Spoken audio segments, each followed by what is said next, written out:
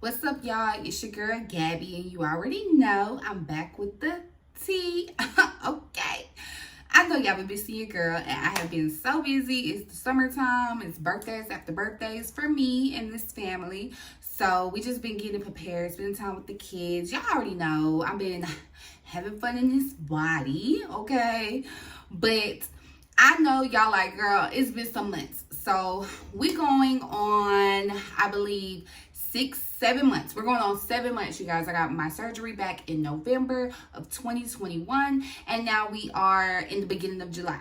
So I kind of wanted to give y'all, some time in between my videos to kind of see, where I'm actually at. Because your body changes so much during the 6-month time period. When I mean, y'all, my body has changed so much, and we are our worst critics, I swear. We will see something and then we would just let it take over our mind as women, because we're supposed to be set up to look a certain way in our minds as social media has us. But that wasn't really my reason of getting surgery. I was already pretty much comfortable in my skin, but it was things that I wanted to tweak, that my body wasn't like how it was when I was a mother. So I just pretty much wanted to give it time to see exactly where I was going to be at 6 months, because they say your 6 months marker to a year is pretty much how your body is going to look. And right now I'm not really swelling like how I was. So yeah, you guys, I'm about to give y'all the tea on the rundown of how this shit has been the past 6 months. And I also ask people, send me DMs, let me know what questions you have and stuff like that. So we're going to answer some of these questions, some of the comments people have been leaving and stuff. So yeah, let's get into it. One of the main questions I have is, how does your butt feel when you sit down on it? Now, a lot of girls worry because, they say normally 6 weeks and then you can sit on your butt. You can sit on your butt using the Bbl pillow, and then they say after, I believe, 4 months you can really go to sitting on it with certain periods of time without the Bbl pillow. So for me, it was kind of like 6 weeks I started sitting with the Bbl pillow for minimum times. I pretty much sat between my couch and my autumn. I would stick my butt in between that little crease, or I would sit in my Bbl chair. Love my Bbl chair, but I did fold her up and put her away like around 4.5 months, you guys. Yeah, I put this away because I was like, okay, I can start sitting on my butt more. So like around 9 weeks is when I started testing out just sitting on my butt for a little bit without a pillow. And it's weird. I'm not going to sit here and say it's like pain, but it's kind of like, your butt's just sore. Like the tissue, you could just feel it being a little sore when you sit down and stuff. So yeah, I can say I couldn't sit down for a long period of time, but I started sitting without the Bbl pillow a little bit, which also helped for my butt to soften. Oh, another question is, when did my butt start getting soft? Okay, you guys, literally after about 3 weeks, I had a little jiggle, okay? I had a little jiggle back there. All right, so then I would say about 6 weeks, I could literally start getting muscle. Like I had muscle and I could feel my muscle, jiggling a little bit. I could, take my butt cheeks and kind of like move my muscle to make them jiggle. So that was pretty much soft. It was still little areas that was a little bit firm where it wasn't completely soft. But after, I could say 12 weeks, my whole entire butt was soft. It was all jiggly. I would say that some of my cellulite did come back in my butt. Once I had surgery done, it wasn't really too much cellulite there. But after about 12 weeks, I did see dimples starting to come back in, which I wasn't that, ashamed of my cellulite little dimples, because, a little dimple ain't nothing wrong with it. Did your hips stay? Did they go? So, yeah, you guys, my hips did go. My hips did go down. It is a little bit more fat, I would say, a little bit right there than it was before. And because my lat stayed, so it kind of gives you that more hips than what it is. But yeah, you guys, the hip dips did come back. And a lot of people say, oh, well, that's why you have to go get 2 surgeries to 3 surgeries. But sis, no. But it's nothing where I'm like just so upset with my body and just so upset because it didn't come out exactly like how I wanted. No, what I was aiming for was for my body to be a little bit more like how it was before I had kids, plus a little bit more ass in the back. Okay, so it did definitely, give me more of a flatter stomach, and gave me more of a little shape than what I had before. So I will say I'm satisfied with that part. I'm going to just take what I could take because God blessed me. I didn't get no infections or anything like that. So I'm just going to take what I can get because I am satisfied. What the doctor can't do, that is your job to do it in the gym, okay? So another question was, when did I go back to the gym? So I ain't even gonna lie. I could have went back at 3 months, but I didn't know. And I was kind of worried that if I went back at 3 months, then maybe I would lose too much weight in areas because my body wasn't done swelling and my body was still trying to feed fat at the same time. So I really didn't go back into the gym until about 4 to 5 months. About almost 5 months, I went back to the gym. Because if you want to keep your skinny waist, go back to the gym. Because I'm not gonna lie, I did gain about 1 inch on my waist and 1 inch in my thighs. So I was like, oh, hell no, here we go. Was I eating right? I was eating right at the beginning. I ate lots of spinach, a lot of protein drinks for like the first 3 months.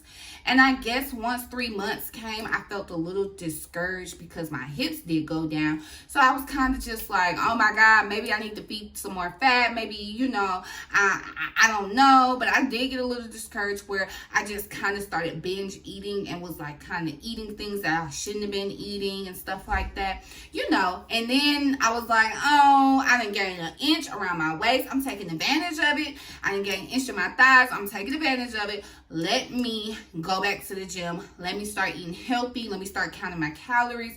Let me watch what I eat. So that's what I do now. I watch what I eat. I kind of count my calories. I'm not counting my calories to lose weight, but I'm trying to maintain.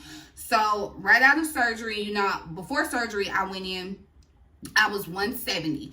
Right out of surgery, I was 170. A little bit, like 2 weeks out of surgery, I was about 172, 173. I maintained between 170 to 173. When I realized I gained about 1 inch on my stomach and my thighs, I was about at a 174, 175. So I was like, oh no, you're gaining too much weight. It's time to take that ass to the gym. Started going to the gym and I dieted and I did calorie count to lose about 10 pounds. Which I only calorie count for a month and I lost 6 pounds. So I went down to about 168 and I was kind of like, okay, my stomach is flat. I feel like, you know, I'm looking good. I'm starting to tone my muscles, my thighs, my butt sitting up a little more. So I was definitely seeing the progress. You know, like within before surgery, you know, you work out so much that you don't really see the progress. And I don't know if it's just because in my mind I just had surgery. Maybe I was swollen that day. But I literally could see it like in my face at the same time. Because I didn't really gain weight back to the arms. I just gained about 1 inch around the stomach and about 1/2 inch to 1 inch around my thighs. So yeah, another question that I got is, when did I stop wearing my faja? Y'all, the day I put that faja down, it was a wrap. It was like, you could get me back in there, okay? You couldn't get me back in, sis, because I was tired. I was over it because I was just cramping really bad and I was just like so overheated down here. I just needed to air her out and I went around just wearing the wrap. So I wasn't just no faja, but I just took her off for like a week or two and then I was like, no, putting on this wrap, I need to breathe. And then I just slept so much better wearing it and just, you know, I was just like, yeah, I just can't. I can't with this faja.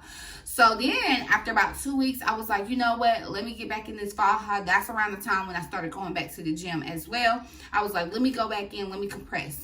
Now, the thing about it is when you wear the faja, you do compress and you will shrink. But it doesn't last long. You swell back up as soon as you take the faja off. And, you know, your body's just going to naturally go to where your body needs to go. The faja is just temporarily snatch, in my opinion. I would wear the boards and everything if I was going out, you know, the night before. And then I would take it off and I would feel a little bit more snatched. But after about 3 hours, 4 hours of being out of it, I swelled back up a little bit. So it was really just, you know, for the time being. I did see something where Dr. Williams from 305 Plastic Surgery had posted a video on YouTube, and he was basically saying, stay in your faja for 3 months. After 3 months, take your faja off, let your body breathe, let your body adjust to how it's going to be. So after he said that, I kind of felt like, you know what, I'm forcing myself into this faja. I was having issues with lower compression. I would try everything. I would wear the wrap underneath the faja with the foams in it, everything to try to get it, you know, lowly compressed. And I just felt like it was still, you know, swelling a little bit and stuff. So I was just like, you know what, I'm gonna take this faja off. I'm not gonna keep doing this faja. I'm gonna wear the wrap. A lot of girls was like, oh, just wear the wrap, just get a corset, something like that for compression for your stomach. So I was like, okay, cool. So I wore the wrap every morning. I would say when I woke up, so I would put on the wrap like around 7-ish in the morning, and then I would take the wrap off like around 9 or 10 at night, and then I would sleep with nothing on, because like at first my body had to adjust to it. Like I was getting a little swollen when I took it off the wrap. Like when I would turn at night, stretch, you could just feel the little burning from the fluids being in a little bit.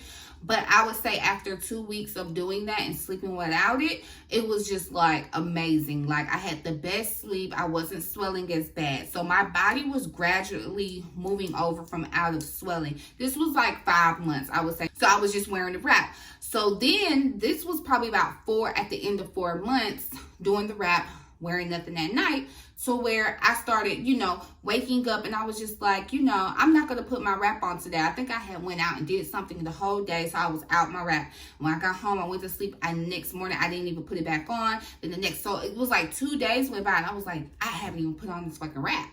Like I'm probably like swelling, but when I'm looking in the mirror, it's like I'm looking snatched. I'm like, you know, trying to see if I'm swelling a little bit, pressing down. Nothing's really burning in my arms. They weren't really burning. And mind you guys, I wasn't really getting massages too much after like the 4th month. Beginning like after the 3rd month, I wasn't really getting massages too much. I was doing a lot of at-home massages, getting my husband to massage me, kids to massage me, things like that, because I feel like the lymphatic massages aren't really needed after 3 months. I feel like you need to go more for the body sculpting, the wood therapy, the cavitation, skin tighten and stuff like that, and move and break up any fluids that is left in your body. So I would say that you probably need to get one at least one. The lady told me like once every week, and another lady told me twice a month is recommended. I ain't really did too many. Probably could use a little bit of skin tightening, not gonna lie, but we're gonna get on to that. But I didn't get too many massages because I was doing at-home massages. I had the wood therapy set and all of that. So I was doing what I can to myself, but my body wasn't feeling like it was swelling anymore. So I was like, okay, let me try just not to wear the wrap. And I would go to the gym every day, and I would just put on my waist trainer and wear my waist trainer for a little while. So I started doing that. And you guys, after 2 weeks of wearing nothing, like another 2 weeks of wearing nothing, it's like my body adjusted. Like I wasn't feeling swelling no more. Grant you, I do every blue moon. If I eat something I know I'm not supposed to eat, like some really salty or high sodium shit, then I will swell up. I will. And I'm not talking about swelling like the first day of surgery or the 2nd or the 3rd. I mean very minimum swelling, more like a little bit of bloatation maybe, and I could feel it just a little bit right here on my sides, just a little bit if I eat something. Like I literally felt it like maybe 3 days ago when I ate a whole bunch of stuff that I was supposed to eat. So yeah, I did feel a little bit of swelling. I was like, oh, is that swelling I feel? Because it's been so long since I felt it. So I will say that, you guys, after 5 months, I just said, fuck the faja, fuck the wrap, let's go natural. And I've been natural ever since. It's probably been about 2 months now since I have wore that wrap. The wrap was irritating me so bad, you guys. I was like, have it so tight to make sure I'm like, you know, sucked in, that it started like leaving bruises on my sides. So I had to start putting the foams in there, which it was, you know, rising up. So the whole compression step part of it is very annoying. So if you're getting lipo or BBL, just be prepared to be annoyed by the having to stay snatched up in a faja or a wrap. And the swelling can be annoying as well, but you just, you know, you just gotta stick it out. It's not gonna always be forever, okay? Another question you guys asked me was, when did my butt stop hurting when I sat on it? So I'm sitting on my butt now. Normally, you guys, my butt, I was starting to sit on it completely without a BBL pillow, without the chair, without nothing. I believe I started sitting on my butt completely like around the end of 4 months, to where, you know, I could just sit in the car, nothing, sitting. But I will tell y'all, I work from home, so I'm sitting in my chair a lot. So I just took it out because I just sit in here anyway because it's comfortable. Who wants to sit on a regular like chair when you're at home and you can put a fucking pillow there, okay? So I did have my pregnancy pillow that I bought. I would wrap it up, put one arm like one like this, one like that, sit in the chair. So where it's like a little hole for my butt, because I'm here, I'm sitting at my desk for 8 hours straight, not moving. So it's kind of like to relieve the pressure. So it's not really like aching pain, it's just like pressure. Like, okay, so you ever like feel real hard on your butt and you hurt your butt bone, like the little bone in your butt, if you know what I mean? Anyway, ladies, if you ever hurt your butt bone before and that pressure, or just sitting on the floor and getting your hair braided or getting your hair done and you sitting on a flat floor for so long and that pressure just start aching your butt, that's how it is with a BBL. But that's like anything pressed like past 4 hours to 3 hours. If I don't get up and relieve the pressure off my butt, it just feels like excruciating. Like I just have to get off my butt. Like, I wouldn't even say excruciating because I was a little extra, but it's just sore. And it's like I have to like lean to the side, lean back, lean to the side. You know, I'm just looking for any kind of like relief off of my butt. That's how it feels. And some days I can go all day without, you know, really feeling that pressure and stuff. And then some days it's just like my butt is sore. Like I remember one time I was at work, was here for 8 hours, and we had to go and do something, drive 2 hours, and then drive 2 hours back. That was all day on my butt. I was in the car and I actually brought out my BBL chair and I was just like, I need to sit on this for a second because my butt is hurting. Or like we went to Florida and we drove. It was 6 hours, and 6 hours back, I brought my BBL chair. Back, I didn't really BBL cushion. So back, I didn't really use the BBL cushion, but going there, I did use the BBL cushion because I had worked all day before and then we drove as soon as I got off work. So I had to relieve the pain, honey. It be feeling like pressure, like something's on my butt bone, but it kind of be like in your butt cheeks a little bit. So 6 months, going on 7, still feel like that little bit. So I'm going to definitely keep y'all posted on that. The pain or the, you know, pressure on your butt does not go away after 3, 4, 5 months. And some girls I hear still have the issue up to a year. Something very manageable. It's just kind of irritating at times because you're just like, oh, I need to get the fuck off my ass, especially like if you're on the plane or if you're in the car or something like that, or even if you're at work and, you know, you're on a call and you're like, oh, my butt is up, I need to sit up for a second. You're just gonna have to do it. Just be prepared because it's gonna happen, okay? So the next question is, how often do I massage myself? I say I massage myself probably about maybe once or twice every month. It's not very often. After 4 months, I kind of slowed down on it. So yeah, you guys, as you can see in this bathing suit, I have a little bit of loose skin in the back, and it might look a little bit like fat or something, but it's not, you guys. Like, I can pinch it, it has no kind of fat, it literally feels like skin. And I was worried about that going into surgery. I asked him, you know, he asked me what was my flaws, and I did say, you know, I have a little bit of back rolls forming, and he told me, you know, he's gonna get all the fat out of it. And I said, will the back rolls still be there afterwards? And he said it is a slight chance of where you won't have fat in them, but it will be a little loose skinage. I'm assuming that you have to get something like J Plaza or skin tightening. Like I said, aftercare, your cavitation, things like that can help on those skin tighten. A lot of women think, oh, I still have fat in my back, especially with slim BBLs like me, where we don't have that much fat.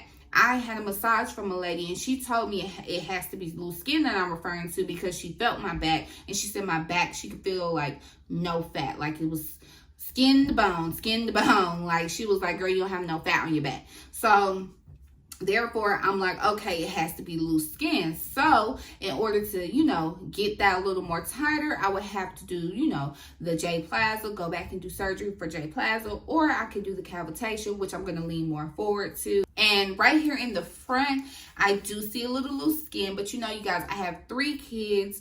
So I didn't get a tummy tuck. I didn't get the mommy makeover with the muscle reconstruction. So I was told that your stomach when you have kids will never be completely flat unless you do the muscle repair.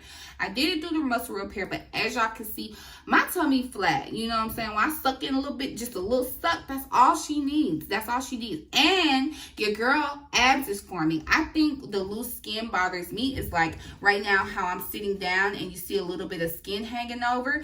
It's not fat. It's really just a little bit of loose skin. You feel me? Just a little bit of loose skin because I didn't get the J Plaza or the tummy tuck.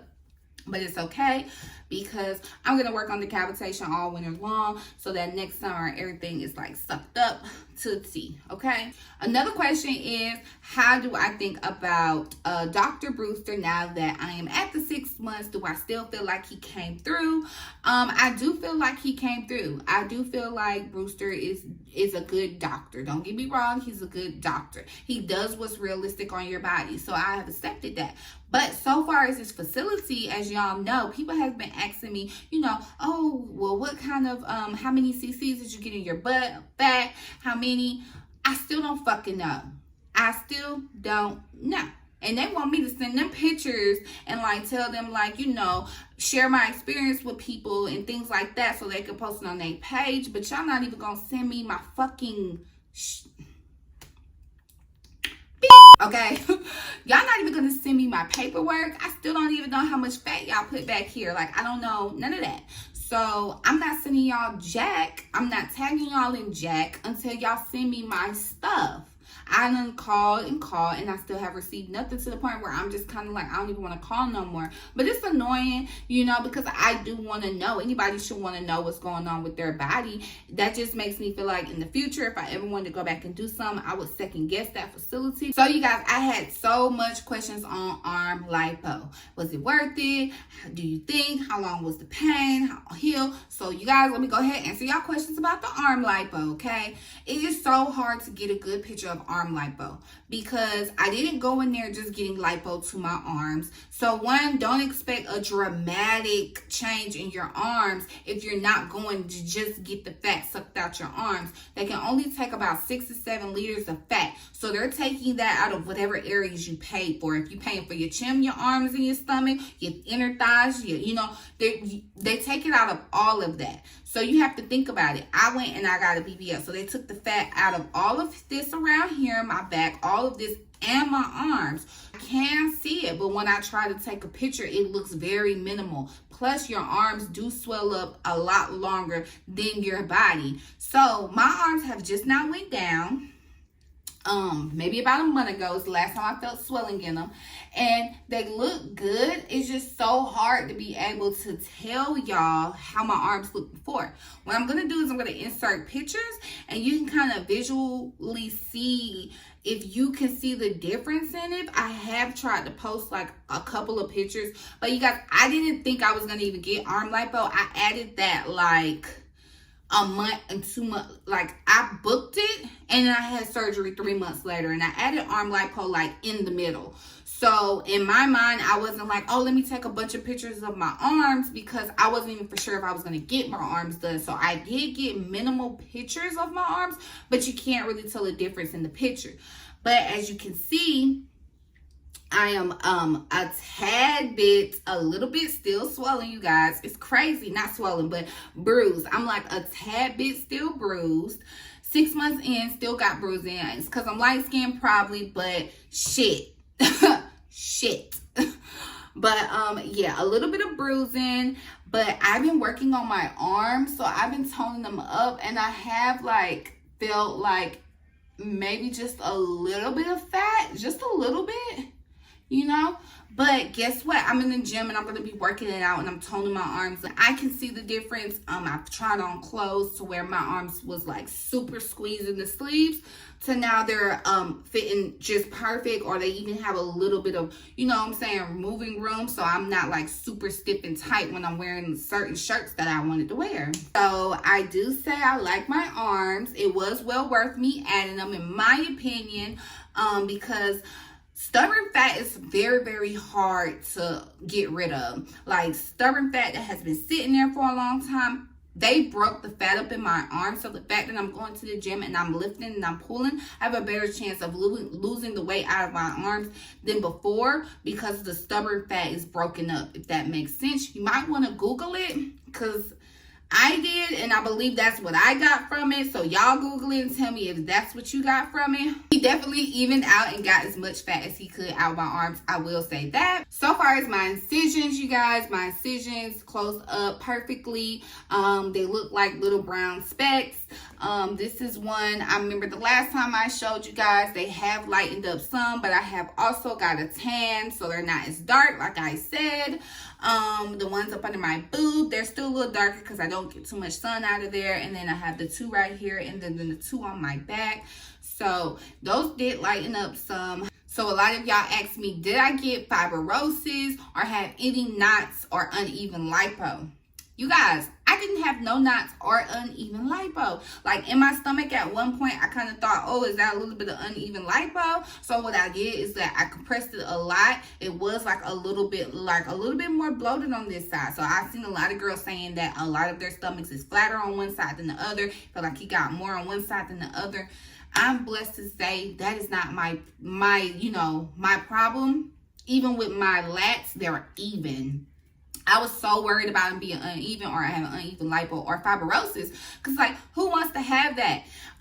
So what I did, you guys, is self-massage will be everything to help in compression. So compress and self-massage as much as you can. When I stopped compressing and stopped massaging, I didn't get, like, fibrosis or unevenness. It was just a little bit of bloatishness, like I already said. Like I just was pretty much bloated a little bit. Right after I took off my faja, when I would have it off for like an hour or two, I would swell up so much. I was just like getting so tired of swelling up so much that when I was like, fuck this faja, my body adjusted. So now my body wasn't used to being compressed so much, so when I got out of it, I just swelled up like no. So I was seeing a lot more less bloated, and I didn't have no fibrosis. And now that I'm going to the gym, y'all, I'm starting to see abs. Like I didn't get none of that arcing, abbing, whatever, I don't know what it's called. Y'all know what I'm talking about, where you add on to where he like does your abdominal arch and your muscles and stuff. I didn't get none of that. I didn't get the tummy tuck. Y'all know I just said that. I didn't get none of that.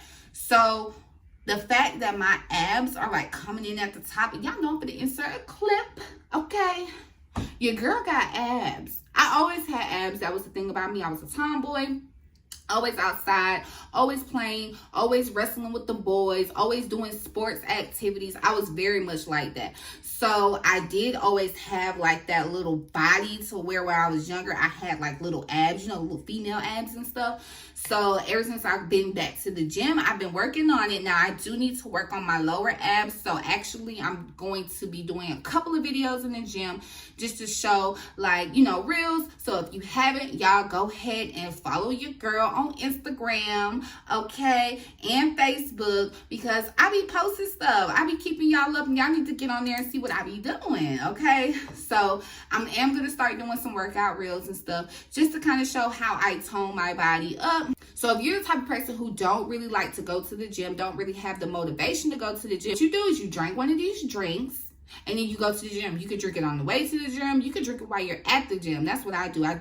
sip on it all the way till I pull up. I get out the car. I sip on it during my workout, and it keeps me going. It's like a fucking energy drink, okay? It's good for working out, low calories, no sugar, and it will have you up in there doing what you need to do. I had set me a schedule, so I go to the gym preferably Monday through Friday. I don't really go on the weekends. And the weekends, I do have my little treats, okay? Treat myself.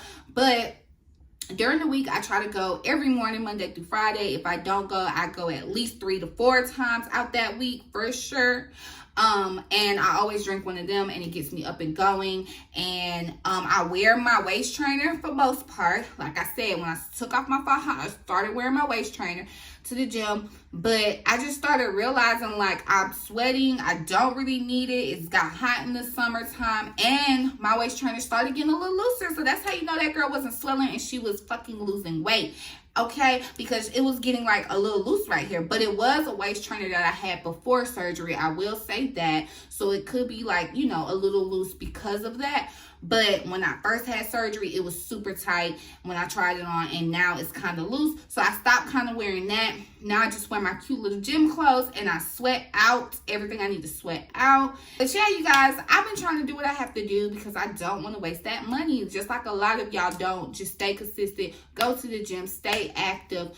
Don't go piling up on a whole bunch of trash food. After 3 months, lay off the protein food.